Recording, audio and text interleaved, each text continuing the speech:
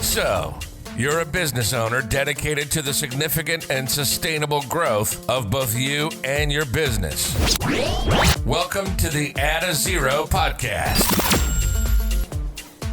Hello, and welcome to the Accidental Business Owner podcast. I'm Jay Allen, your host, and today I'm delighted to be able to have with us a special guest.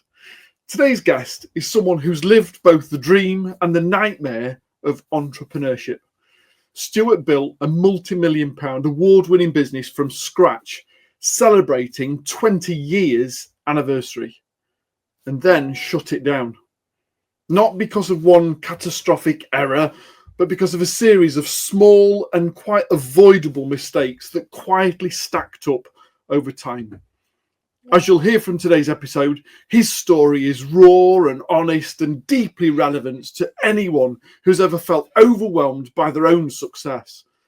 Stuart's journey, from the highs of financial freedoms to the crushing lows of business collapse, offers powerful lessons to us all around leadership, around growth, and the hidden risks that come with scaling too fast. I'm delighted to be able to have the author of the Amazon #1 bestseller, How to Wreck Your Business, Stuart Mason. Stuart, hello, my friend. Hello, Jay. Thanks for having me on. How to wreck your business? Yeah, because I'm good at it. Stuart, before we get into the nuts and bolts of what actually happened and the story as such, perhaps you can just give us a brief overview of who was Stuart 22, 23, 24 years ago, before even any of this happened? Where did he originate from before he set up as an entrepreneur? That's a great question. So immediately prior to starting my own business, Jay, I was an air traffic controller. In fact, I was a military air traffic controller. And I felt that there wasn't enough stress in my life. So I decided to leave the RAF and set up a printing business.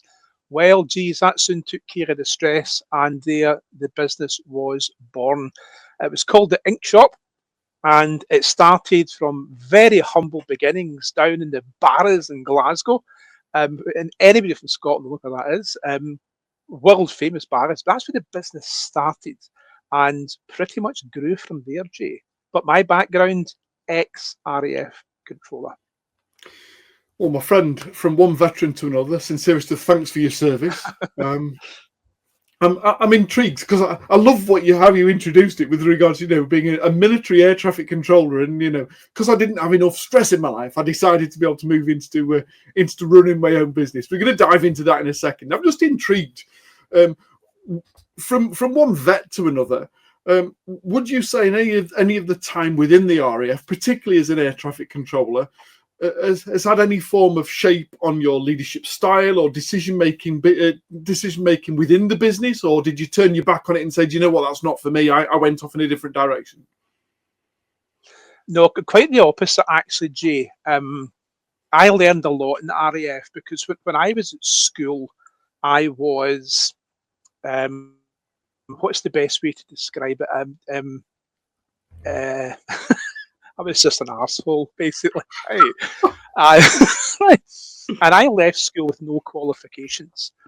And although the entrepreneurial spirit was there, I had a small printing business actually up my mum and dad's loft when I was still at school. And the CB craze was going daft at this point. And these little eyeball cards were going, I'm printing these things 10 to the penny. And that's what got me actually the money and the entrepreneurial spirit. And that got me my pilot's license. And it was my instructor, right, who was an ex-Battle of Britain Spitfire pilot. He saw the magic and said, so you need to join the RAF. I said, George, I can't. I've got no qualifications. He said, well, bloody well get them. So long story short, he got me in front of the recruiting officers. And 6 weeks later, I'm in the RAF because they saw something in me that nobody else did. Right, God knows what that was. Anyway, so I'm in the RAF, and very quickly, I man up. Right, I go through the basic training. I then go to the RAF college for air traffic, and then something really bizarre happens, Jay. I graduate from the RAF college with the highest test scores in the college's history. Wow, isn't that interesting? Isn't that interesting for the wee thicko that left school with no qualifications? And then when I joined the RAF, when I was then stationed at RAF Lossiemouth, which was my first posting, something even better happened then, right? That potential from my commanders was basically pulled out of me. Right, Stuart, you need to go for your commission now. Right, don't have the qualifications, sir. Repeating what George says, we'll get them. And I then went, got all my hires, did all the bits and pieces, got my aircrew application in. And then guess what happened? The wall came down and Russia was our friends, right? And the armed services were cut back massively. Options for change came along. Honestly, if you look back, when you look at where we are today, the Russians were our friends, really? And that's why I decided to leave. So I left the RAF with very reluctantly, I've got to be honest with you, and then started up my own printing business. And I took all those skills and that maturity, those leadership skills, and I took them right into business. Nice. And what an incredible story of transition. If anything else, like you say, somebody saw something within you that nobody else had seen before and pulled that and teased that bit out of you that subsequently developed into not only a successful military career, but then subsequently the impetus to be able to take that and say, well, if I've already achieved this, what else can I do? Yes. You've left the RAF somewhat reluctantly. I was certainly a reluctant leaver myself when I left 20 odd years ago now, whatever it was. But certainly through circumstance rather than choice. And you've moved into print. Now, is it fair to say that you didn't necessarily have any formal training before you left before you joined the RAF? You didn't particularly have that much formal training in print. What led you to print as a decision as opposed to anything else that an entrepreneur could have done? Prior to joining the RAF, when I was still at school, I had this small printing business in my mum and dad's loft. Right? I mean, serious, it was a small desktop printing press called an ADDAZERO, right? Okay. And we printed these little CB cards. Yeah. And at one point it was actually earning more than my dad. So although he was furious that I had left school with no qualifications, because there was a couple of exams I just forgot to go to, because I was out doing all these cards and going seeing customers, and it was quite bizarre. But although they were furious that I'd left school with no qualifications, there was a little smile there, as if to say, there might be something here. There might be something here. So that kind of print experience was already there, but it was all self-taught. So leave the RAF, I learned how to operate a print machine. I've got no idea about business, right? P&Ls, balance sheets, cash flow projections, business plans, right? And, I just realized, listen, if you buy it for £1 and you sell it for £10 and your costs are like £2, we're sorted, right? And I always had a very streetwise and practical approach, right? And learned business the hard way. Made a ton of mistakes. In the early days, right? And looking back somewhere hilarious, but it's just part of business. And there was no great plan. We never planned to be the largest chain of independent print centres in the country, which is what the business grew into. That was never planned. Right, but by the time I got to years sort of 2 and 3, it was pretty obvious we'd hit the nail right on the head, and we did that by knowing exactly what the customer wanted. Oh, we're into the weeds of it now. Here we go. Yeah.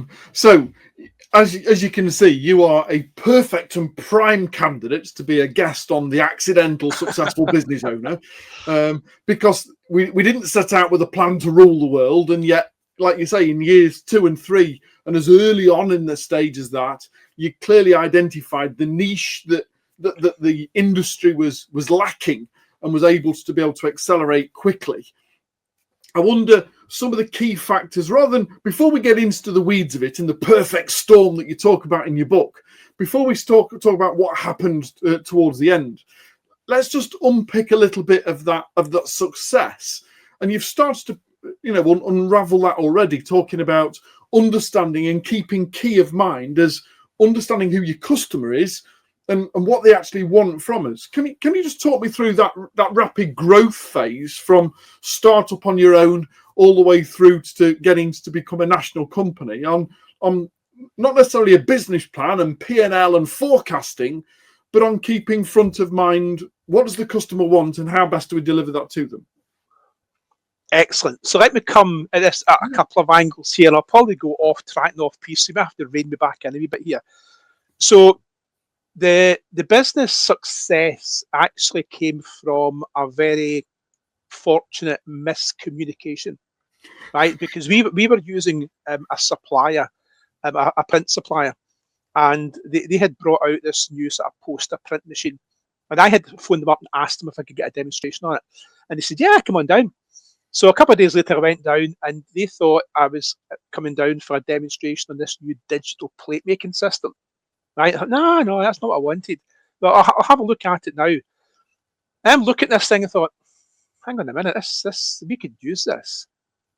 And what this allowed us to do was basically take sort of colour and commercial printing to a very cost-effective, which traditionally was really expensive, but this was going to allow us to have colour and commercial printing produced really, really competitively, right?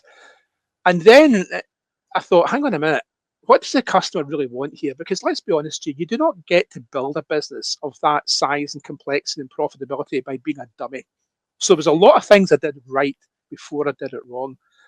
And back in the day being the early 90s, commercial and colour printers were all in industrial estates, dimly lit industrial estates, with signs the size of postage stamps on the letterbox. You could never find the bloody people. And then you went into these places, you were growled at because you dared go in, and then they would just talk technical. So we thought, let's bring colour and commercial printing to the high street, just like the copy shops like Colquitt and Print are doing. But let's bring colour and commercial printing to the high street, right? And let's not talk technical. Let's just say to the customer, you've got a choice here between thin paper, thick paper, very thick paper, or card, and that way they can comprehend it. No technical terms, and it's all about help. Jay, nobody was doing, believe it or not, nobody was doing that, right? And the reason that business became so successful was because of my just get shit done attitude, right? And some of it was pretty reckless, right? Some of it was pretty reckless, but quite funny. So, for example, when I decided to buy a shop in Greenock, exactly why you buy a shop in Greenock, I don't know, but we didn't have anything down the west coast of Scotland. So I'm driving through to visit a client of ours through in Greenock, and I pass this shop. And I look over and go, oh, that's actually quite nice, double fronted, big glass windows, blah, blah, blah. Phoned up, asked about the price. And on the way back, I phoned back, get my solicitor to put an offer in. And by the time I get back to Glasgow, I've bought the shop. Right. I've not viewed the bloody thing. Right. We've not surveyed it. We've not viewed it. And my solicitor... Or done any form of research with regards to local requirements and demand, right? Do you know what? You go with gut instinct. And it was that kind of stupidity. It was that kind of stupidity that really drove the business, right? Because we acted fast. We saw an opportunity. We damn well took it, right? And that was the fundamental reason why that business was so damn successful, because our competitors literally could not keep up. And there is a key message to everybody. The amount of people that are either watching or listening to this, depending on whether you're on YouTube or whether you're on Spotify or any of the other listening platforms, the risk of the amount of ideas that are in your head, the amount of thoughts and suggestions and considerations, the things that are on your whiteboard and in your phone and on your notepad of things that you could be doing, and then, well, we're busy and we'll get round to this and the other. And the simple fact is that there's £1 billion worth of stuff in people's heads that aren't being acted upon, that it's better to get it out there and improve along the way than it is to say, well, I've just got to get it right and I'm going to make it perfect and I'm going to tidy it and tweak it and amend it, and then find that you're second or third or fourth to market. Correct. Couple of things come to mind there, Jay. First of all, perfection is the enemy of progress. Amen to that. Right? Perfection is the enemy of progress. So I can't remember what golf it was. It's probably Gary Player said, "You miss every shot you don't take." Right? So we made damn sure we took every shot, and it worked. It worked really well. We used to have this lovely saying in the squadron with the army that good is good enough as long as it's good enough. And nothing's ever perfect, right? We weren't perfect by any matter of means, but what we did bring was a lot of passion, a lot of enthusiasm. The customers loved that. The customers absolutely loved that. And then it was these kind of things that started working against me. But that was really what drove the business. The reason the business was so really successful was that drive, that ambition, and just go for it. Now, before we get into this perfect storm that subsequently happened, I recall in one within the book, and then in a past previous conversation with you prior to inviting you on the podcast, you're telling me a wonderful story about stopping off in your helicopter to buy McDonald's. Maybe you could just share briefly with regards to the success that we got to and what we were able to do with that, some of the freedoms that it then gave us prior to us starting to talk about the perfect storm. Yeah, I'm surprised everybody talks. Anyone that reads the book always goes on to that chapter. What chapter is it? I think it's chapter 8, isn't it? It's certainly it's certainly well into the book, isn't it? Helicopters, Big Macs, nuclear submarines. But I mean, I'm surprised because we were hungry. What you meant to do? So the helicopter was up in Aberdeen getting serviced, and it was a chaotic day. I was trying to going to see customers. We had a print shop in Aberdeen at that point as well. Go to see them, and just the usual. It was late getting back, and we were flying back from Aberdeen. It was quite a miserable day, a bit drizzly, and we hadn't had anything to eat. We were starving, and then all of a sudden this big M appears, right? I mean, literally, it was just it was glorious in the grey drizzle of the A90. This little M appears, and I thought, I wonder. And we were flying over it, and looked down, and I thought, well, it's only going to be 5 minutes, so it's down, landed, and we went in for a Big Mac. It was nice. And what happened after that was a little bit embarrassing because people thought the helicopter was crashing, so the police arrived and at pace and in quantity. The police arrived, but they were cool, and we said, no, we just stop by. Can you do that legally? Says the cop. And at that point, I said, yeah, of course you can, as long as you've got the permission of the landowner. You can pretty much land anywhere. And then it turns out that the guy that owns the McDonald's actually owned the land next to where we landed. So it was all good. It was all friendly and all amicable. When we came out, and the cops had put a parking ticket on the nose of the helicopter. And by this time, the press had arrived. We're taking photographs of it. And then the 4 times I've got hungry pilots open fly through McDonald's. It got a little bit out of hand, Jay, can I say? Forgive me, I'm just going to go off piste and riff for 2 seconds. You've just quickly reminded me something, and it would only be applicable because of your RAF background. My last posting, although I was an army medic, by that time the medical services had gone tri-service, and my last posting was at 2 Squadron at RAF Honington, looking after RAF Regiment.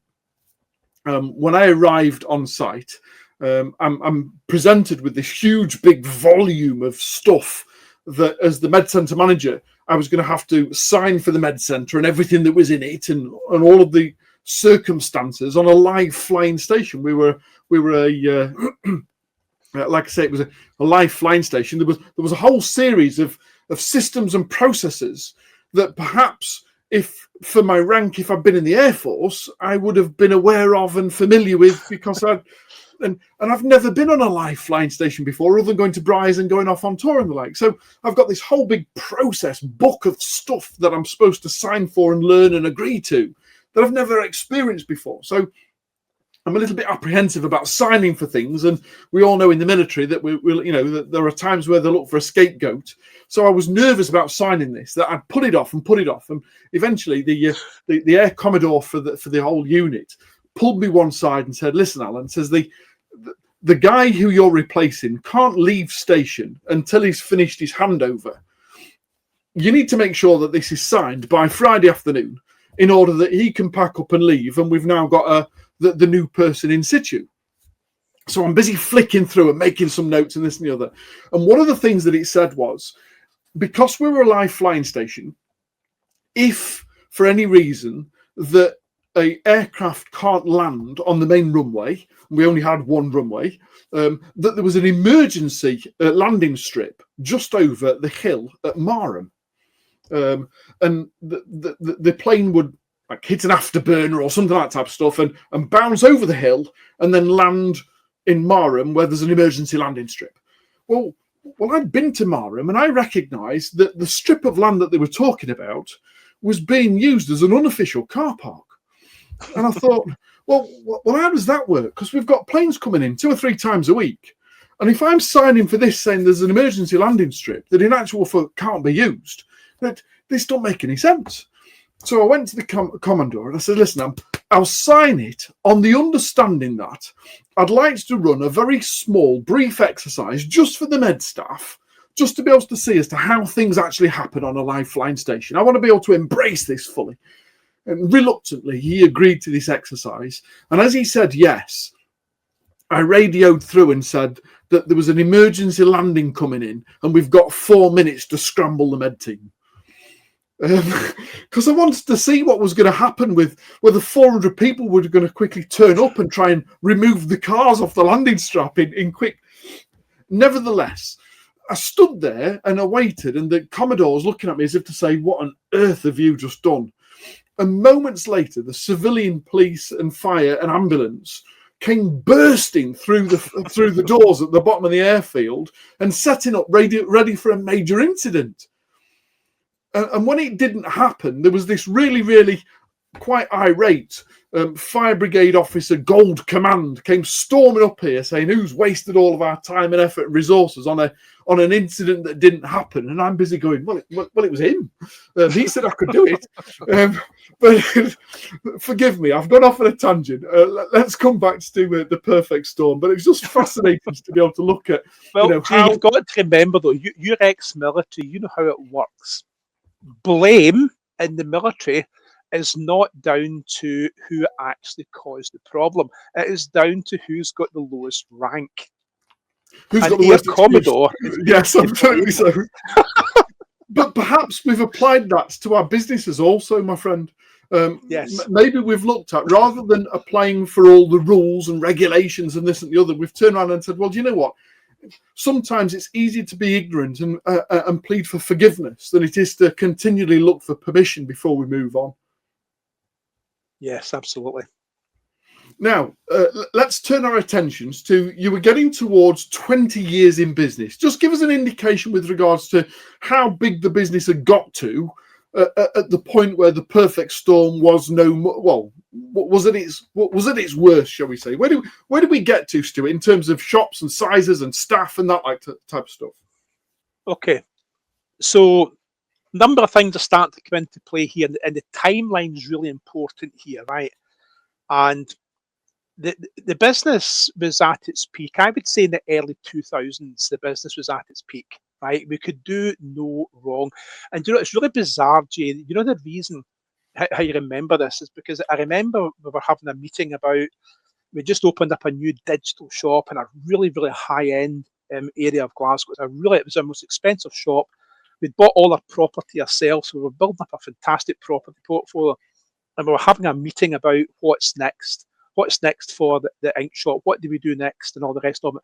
And one of the guys came in and said, Stuart, have you seen the news? He said, you're a pilot. How is it possible to fly into the World Trade Center? I went, what? I said, yeah, a small plane just flew into the World Trade Center. And then obviously the rest of that day, it became clear what was going on. So that was the timeline, right? I remember it vividly, obviously. And that was the business at its peak. And then what we started to do, or I started to do, was start to really think, hang on a minute, I think we're really onto something here. So the business then was turning over about 2 million, Jay, at that particular point in time, but making some serious money. You know, we were close to 30% net profit. Nice. Right? Some printers weren't even making that gross, for goodness Yes, sake. absolutely. Right? Yeah. And this business was making a ton of money. And there was a lot of complacency stroke arrogance within me at that point. Okay. Right? And that would later come back and bite me in the backside. So we then started to plan the business for some serious growth. 2001. So we're now getting into 2002, 2003, and we're taking on a couple of shops and decide then that we're going to start to franchise the business. We're going to start going for, you know, national coverage, an inkshop print centre in every city in the country. Wow. And you know, I looked down, geez, that's going to take some capital investment, because where we worked really well, Jay, was all the printing was done in one central location and went out to the print centres. So that basically meant that we could open up a shop very, very quickly, very cost effectively, because all the plant equipment was contained within the hub. And I was smart enough to realise you need to upscale the hub before you start to bring in more shops. Right, so we're now up to about 2007, right, and I've just committed to a new £1 million printing press. Now, let me tell you something. This is how it works when you sign a lease for £1 million printing press. You've got your pen in your hand, because back in those days it was all, you know, handwritten, but your fucking hand like this. So I had just signed the lease for this £1 million printing press. And this was going to take us, this was scaling the business to get us towards 5 and 6 million, right? And once I signed it, I'm like, bring it on. Supercharged times 10. Yeah, right? I'm in. And then one of my printers comes in and said, is that it done, boss? Yep. Are you ready for this? Absolutely, guys. 100%. We're all in here. And then my production manager came in and said, there's some really weird stuff on the news just now. Fannie Mae and Freddie Mac have gone bust. Well, really? With names like that, they deserved it. And then later on, he comes in and says, yeah, Lehman Brothers have just went down. I mean, what? And this must be one of the wrong quotes. This is a bit like saying with the internet, okay, it's just a fad. I then turned around and said, how can an American bank affect us? Right? So you're now starting to see what's happened here. We've now committed to big expenditure. We're taking the unit next door on as well. And we've got all this new kit ordered, not just the presses, but other bits. And, you know, we're talking millions of investment here. And then the horror of what was now unfolding in the States was now going to start dripping into the UK. So I've now got my business ready to go that way. And it's actually starting to go that way. And that's what really started. That was one of the things that started the perfect storm, Jay. Right. And then, you know, the next, you know, the business, you know, when people say to me, Stuart, when did the business fail? I say, 2007. Oh, I thought it was later than that. I thought it was 2013. I said, no, that's when it died, but it failed in 2007. Well, what do you mean by that? Do you want to explain it, dickhead? That's when that's when events had to put their hands up and say that, you know, we can't continue. But, you know, the problem started in 2007. Those years, Jay, were hell on earth. Yeah. Everything was starting to unravel, right? I don't know if you've seen the movie Blackberry, right? Yeah, it was very similar to that.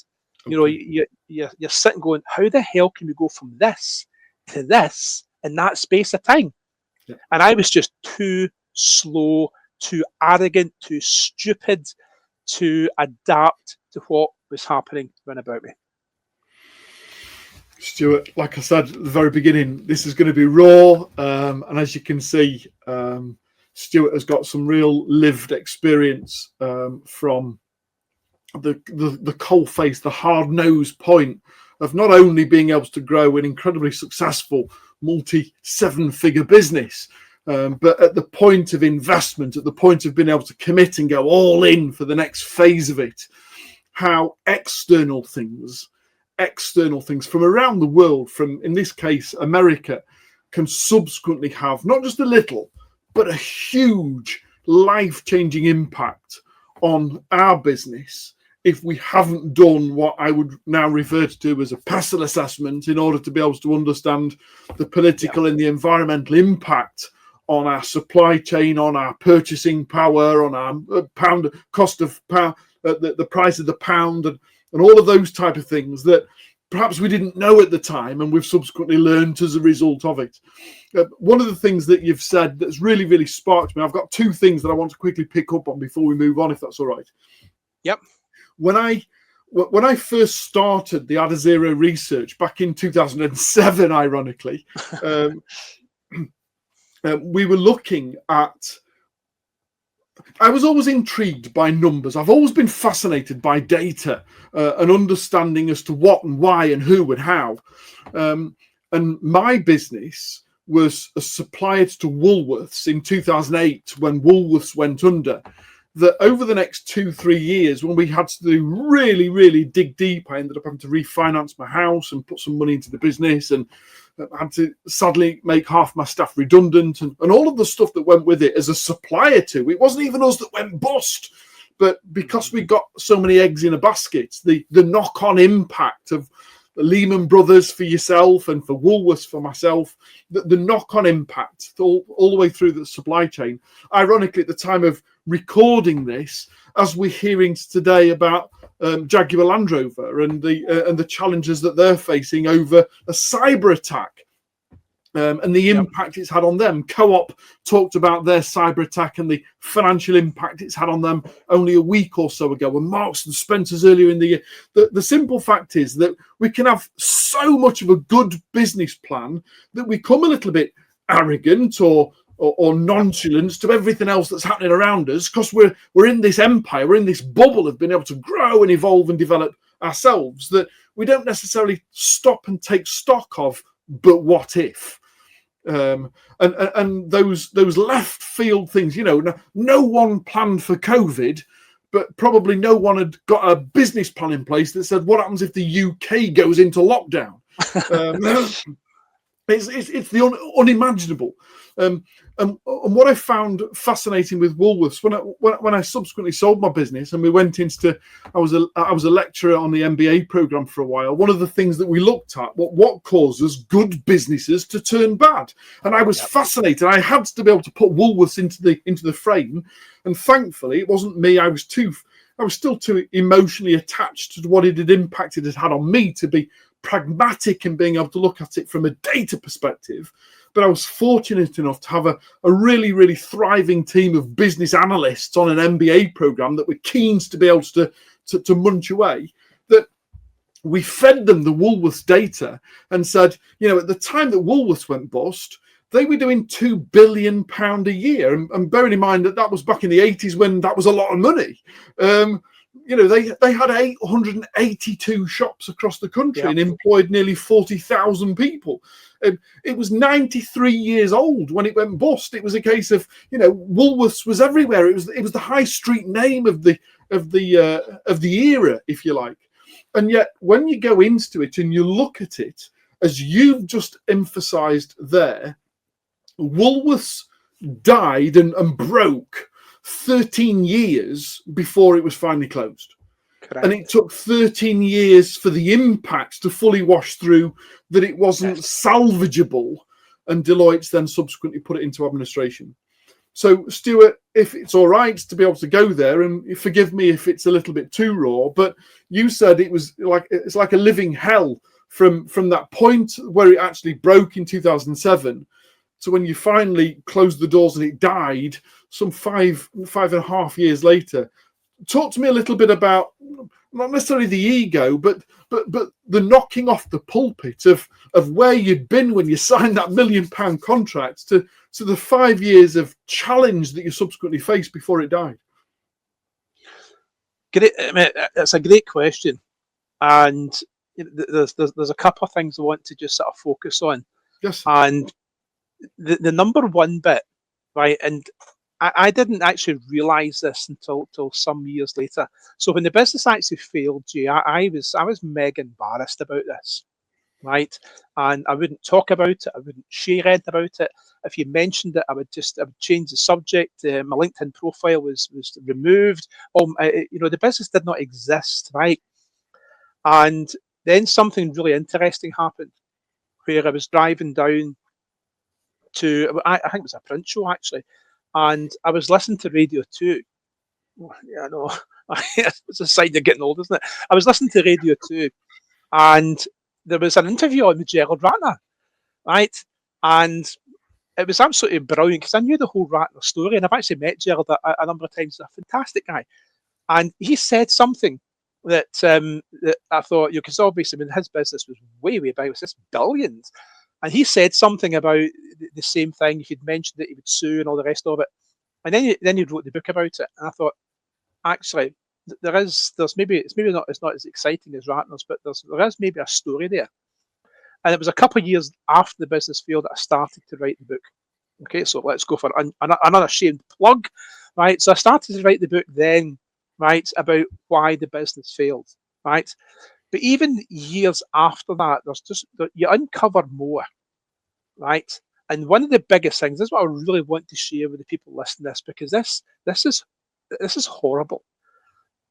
The success of the business was actually masking the errors being made, right? And this is where my arrogance and complacency and whatnot really worked against me, because I went from being the business's biggest asset to becoming its biggest liability, but it was the same stuff, right?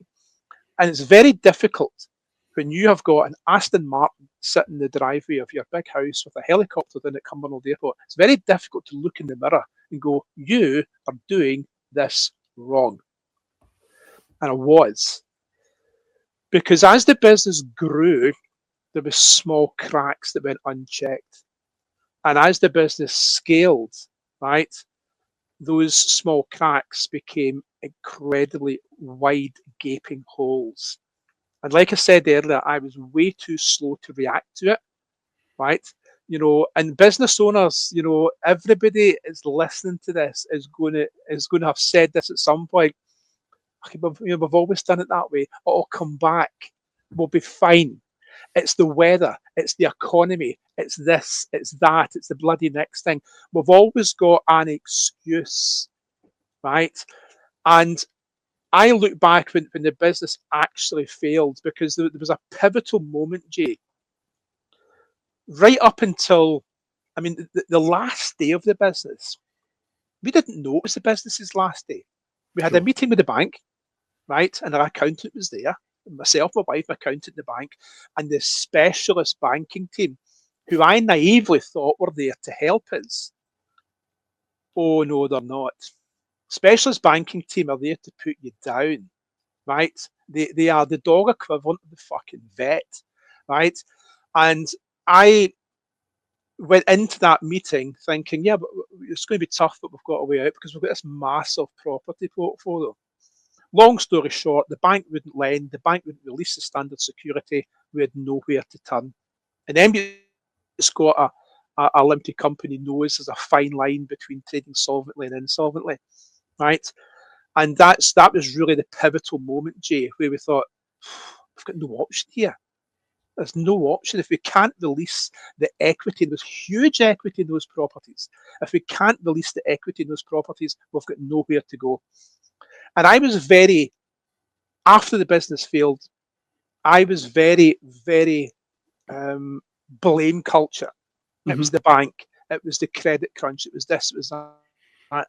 And it was one of my friends actually went, some friend, no, it was actually you.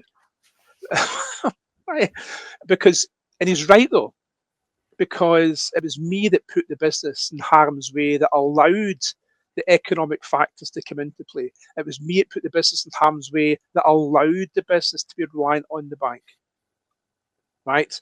And I say to any business owner I work with just now, if you want the reasons why your business is successful, or if you want the reasons why your business is unsuccessful, just find any mirror and you will find your answer. Amen. I'm frequently saying, both on this podcast and to clients and prospects and meetings across the country and whatever else, I'm frequently saying to people, everything that you've done has got you to where you are today. And yet everything that you've done is probably holding you from where you want to be tomorrow.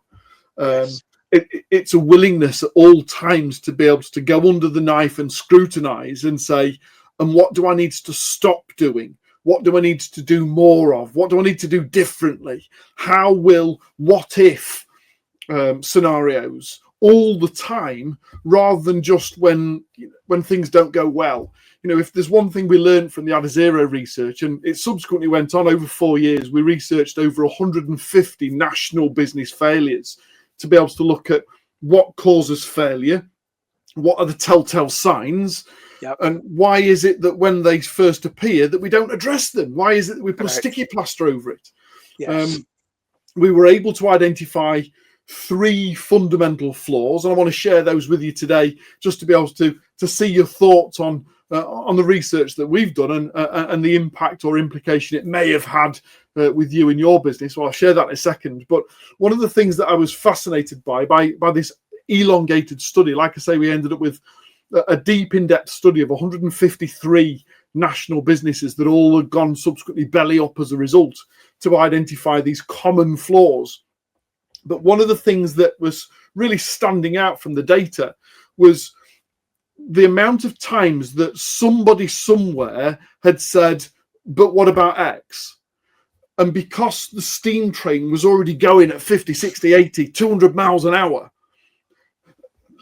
as long as it doesn't cause a problem, as long as it doesn't derail it straight away, either throw money at it or put it in a cupboard box, we'll deal with it when we can.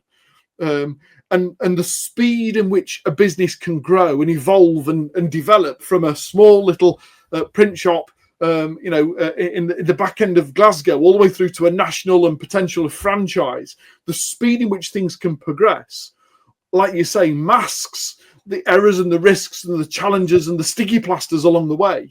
That when things change, and let's face it, if whatever goes up has got to come back down again, the evolution of business determines that there's always going to be good times and bad times, that when things slow, the cracks become crevices because we haven't taken the times to be able to address them at that point.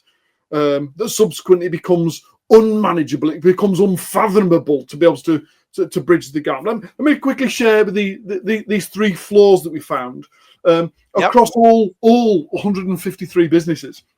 They didn't happen in this particular order, but we now know from the data that the impact it has overall. Flaw 1 was the most common one that we found, was all around business plan and business planning. It was all about living in the moment so frequently that there wasn't a designated and devoted plan that was strategically worked through and then implemented and shared with the team, that everyone on the team understood what we were doing, why we were doing it, and where we're heading. Flaw 2 was what I call the PSP dichotomy, or people, system, process dichotomy. And it's either where businesses become so caught up in getting the ISO 9000, ISO 14000, ISO 21000, the systems and the processes, they get them so, they recognize the need for processes and systems, particularly if you're going to go down the franchise route where you're going to sell a business in a box and you've got to be able to have something that is replicable. But we get so caught up in it that we forget that all of these are to support people.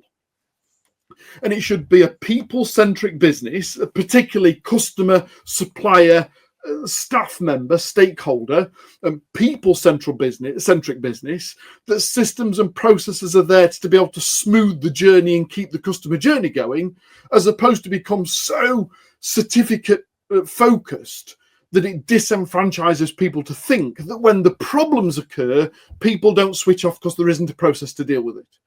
If we haven't, one of the things I was really enamored by your book is the amount of loyalty that you built from your team and the amount of devotion that your team showed it all the way through to the very end. And for me, that was certainly in our 3 flaws model, there was no chance at all that you'd allowed system and process to overcome people-centric and understanding the importance of being able to keep customer, supplier, stakeholder at the forefront of our minds. But the third one, and it's often most common found in businesses that grow quickly, particularly in print, maybe. The third one is what I call the holistic business model.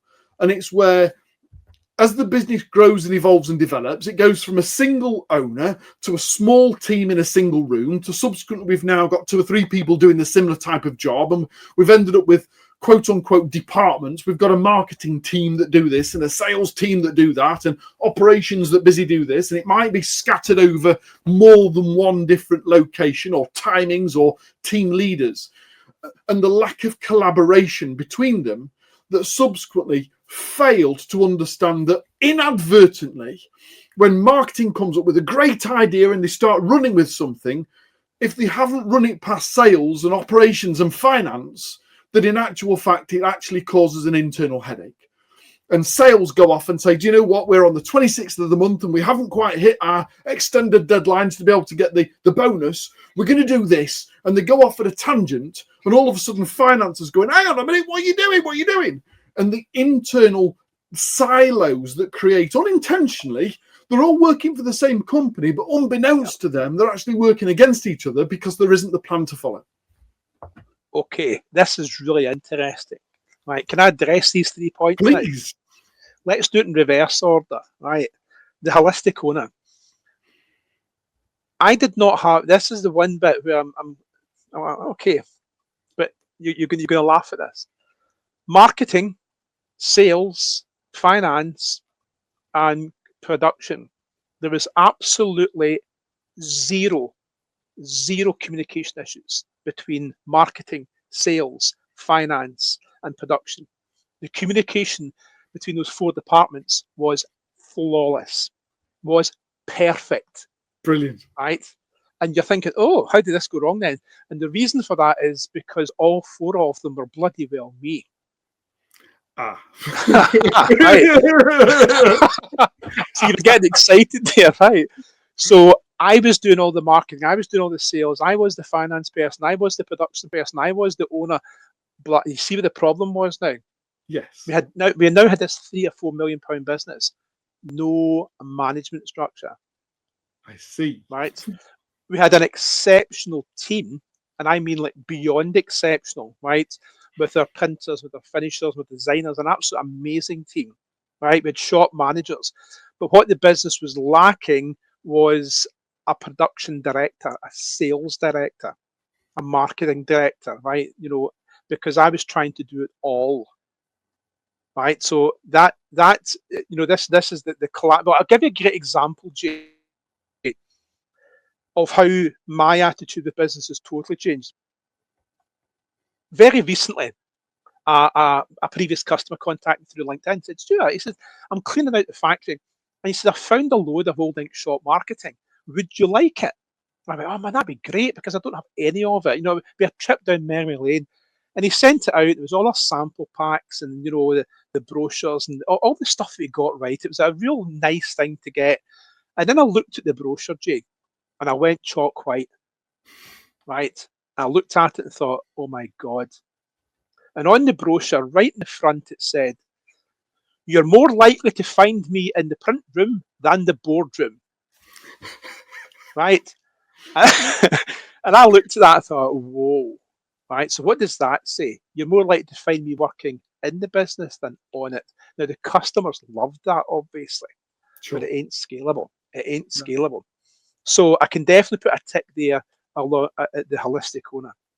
People, systems, processes. We had the people we had were exceptional. We just didn't have exceptional people in between me and them, right? So instead, because somebody asked me a couple of weeks ago, what would you change if you could go back? What would you change? I said, I wouldn't buy the Aston Martin. I would get a sales director, right? Because the sales director would then mean I could get a better Aston Martin, right? It was the top of the range one, so that'd be difficult, but you know what I mean, right?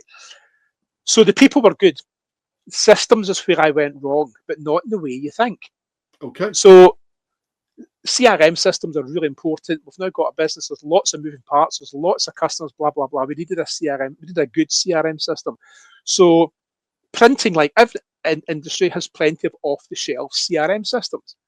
So we looked at a couple, and some did things that was really good. Some didn't quite cut the mark. Some would do this, some would do that, but none of them were exactly what we wanted. None of them were perfect, right? And I made the biggest one of the biggest mistakes. I decided to embark on getting a developer, a coder, and a programmer in to build our own CRM system.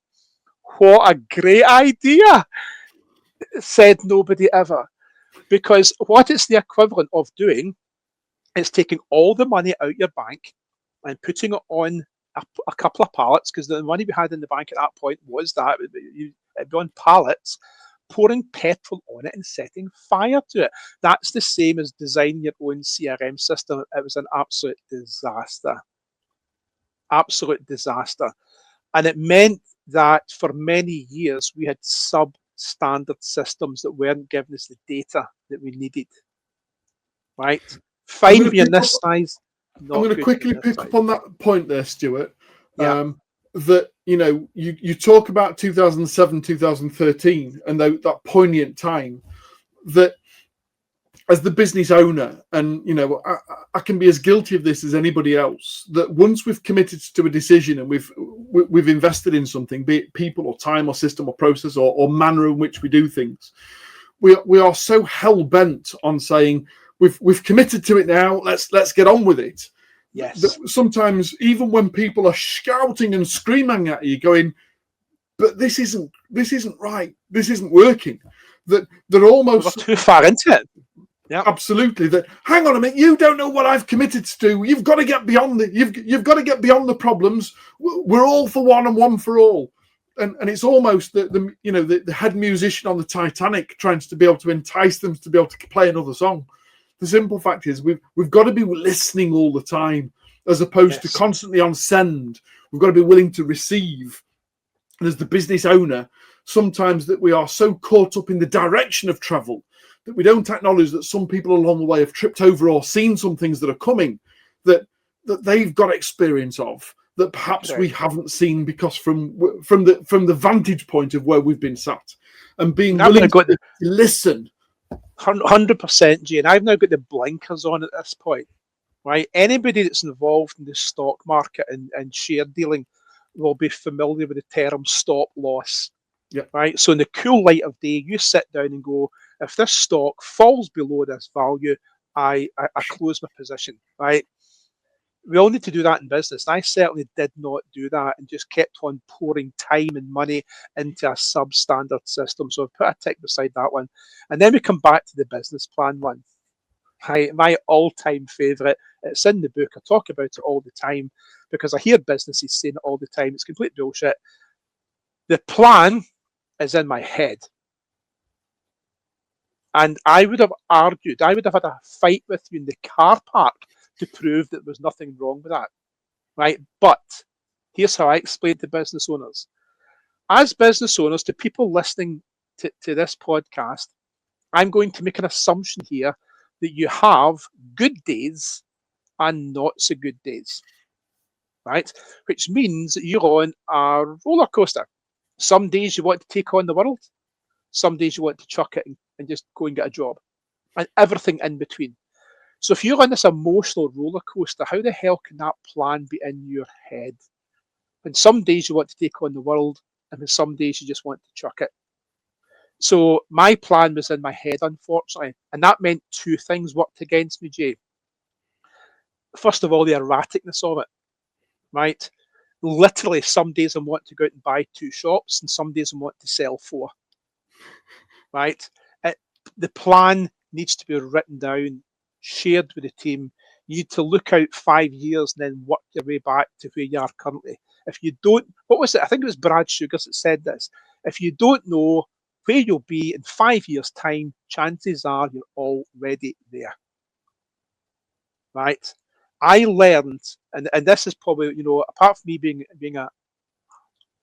the biggest mistake with the business was that not lack of vision. My God, the vision was there, but it was lack of converting that vision into a written plan that was shared. If you do not share your plan with your team, you're as well thrown in the bin. Because Absolutely, because if they don't know how to contribute towards it, then in actual fact they're doing everything they possibly can without any understanding if it's taking us 1 degree or 2 degrees or 3 degrees off course. Correct. Yeah. So I can put a tick. If we look at the NASA story with regards to when they were interviewing all the teams of NASA when the Armstrong was first on the moon and all that type of stuff, and they got to the janitor and he said, I support the guy that supports the guy that put the man on the moon, and understanding the role that we play that collectively enable us all to be able to achieve the goal and the target. As opposed to, well, I'm just a janitor, or I'm just this, or I'm just that. I don't need to know any of that stuff. Of course you do, because every action that you take, and in a smaller business where there's no room for error, there's no room for people to hide in a broom cupboard for a day or so, like you might find in a big corporate. But when every second and every penny counts, it's got to be that not only have we got a plan, and it doesn't have to be one of these, business plans that are looking for funding and are separate, supported by the bank and everything.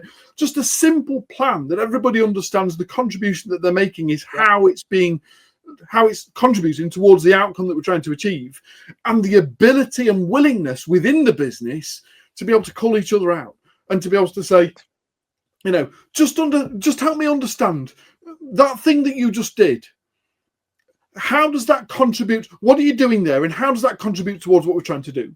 Because ultimately we can all have a good day and a bad day. It doesn't have to be the business owner. It could just be the person on reception, or the person on the phone, or the person doing the pay-per-click advertising, whatever it is in the business. We can all have good days and bad days. So the willingness, the ability, the comfortability, the culture within a business that allows anybody and everybody to be able to say, just help me to understand what you're doing there and how that supports X, and ensures that we're all held to account and we're all moving in the same direction. Yep. 100%.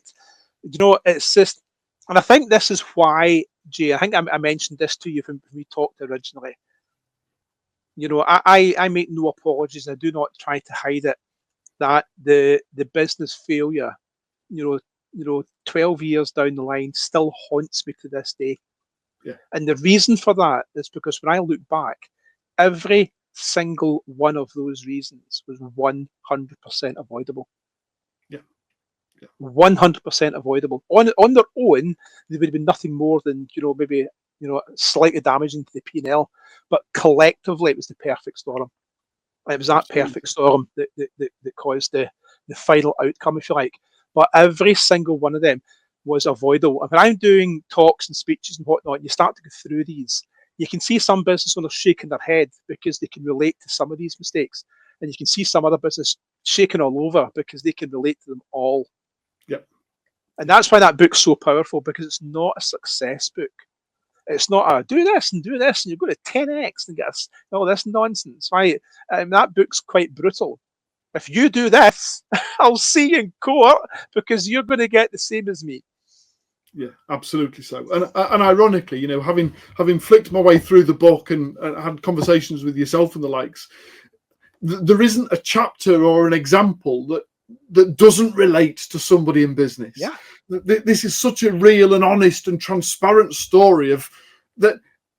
Today it's Stuart, but it could so easily be John or Julie or Steve or Pete or anybody else in business, because we've all been there. We've all faced those decisions and said, should I shouldn't? Oh, what the hell? We'll worry about it later. This is too good an opportunity to miss. The short-termism of the opportunity or the quick win or the gratification of, I've got another shop today and we can now do this and do that, and the contributing towards the big plan without determining as to what are the risks to the plan that we've already got, subsequently put the whole plan into jeopardy. And, you've characterized that so well within the book. If you want to hold it up again, just so people can know as though exactly what it is and where to be able to go to. It's already an Amazon #1 bestseller. And I can't tell you enough as to how valuable it is to be able to sit and not just read it or flick through it, but get your Post-it notes out, start writing some notes to yourself, start being able to flick through the pages and say, but if that were me, if I took Stuart's name out of it and put my own name in there, how do I now subsequently feel about the things that I'm currently doing, the things that I've already done? am I willing to be able to go back and review the things that I did last week, last month, last quarter, and say, am I still on track? Yeah. Is it too late? Have I got to allow it to die quickly as opposed to die over 5 or 6 years? Yeah. And if not, then what is the remedial action I can do to get back on course and pull us back off the leeway, so it doesn't have a detrimental impact later on down the line? 100%. And the book is as well, G, it's not on Audible. For 2 reasons. Number one, it's not on Audible. Who'd want to listen to my voice for 5 or 6 hours? But more importantly, I don't want you to read the book. I want you to live the book, right? And you can really only do that when you read something, right? And, there's a lot of examples and illustrations in the book as well. So I don't actually want you to just to read it. I want you to live it, because I think we're all quite guilty of that in business. Another author that I've got a lot of time for is John Lamerton. And John's wrote some great books. And John always challenges at the end of each chapter, what you're going to do, because there's so many of us read a book, that was an amazing book, I'll go and start another one. Well, what did you do with that other one? Oh, that's a good point, didn't do anything. So, you've got to read that, but you've got to learn from my mistakes so that you don't make them yourself. Absolutely. The worst thing you could possibly do is to buy a copy of the book and make it shelf development. Correct.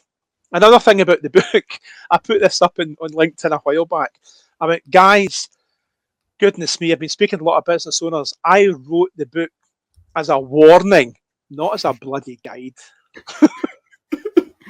Stuart, it's been an absolute pleasure to chat to you today. We could speak for hours and hours and hours, and I'd love to think that we could possibly have you back on the podcast later on in the series to talk about post-book and what you're up to these days. But for today, the time really has come about quite quickly, and it's time to be able to close off today's episode. If you've got something from today, then please stick it in the comments, and even better, share the episode with people within your own network, that other people can be aware of, 1, the book, and 2, the stories within it. Because trust me, having read it, these relates to each and every person that's had the balls and the fortitude and the willingness to be able to leave behind a PAYE and set up on their own. It's a true story of the impact of success and what it can bring. And if we don't stop to be able to address those little chinks in the armor along the way, the overall impact can be so much more and avoidable if we're willing to be able to learn the lessons from. Stuart, it's been an absolute pleasure to have you with us today. Sincerely thanks. I'll make sure that a link to you and the book are in the show notes. But for today, sincerest of thanks, my friend. You're very welcome, and thanks for the opportunity to share that journey. Thank you. That's all for this episode. As always, we really thank you for listening and welcome your comments, thoughts, and suggestions. So please do drop us a line by emailing podcast@mytruenorth.biz. And don't forget, if you haven't already done so, hit the subscribe button on whichever platform you're listening to this through. And tell your colleagues and business network all about who we are. You've been listening to the ADDAZERO podcast, presented by Jay Allen. Brought to you in association with MyTrueNORTH, the UK's leading ethical coaching company.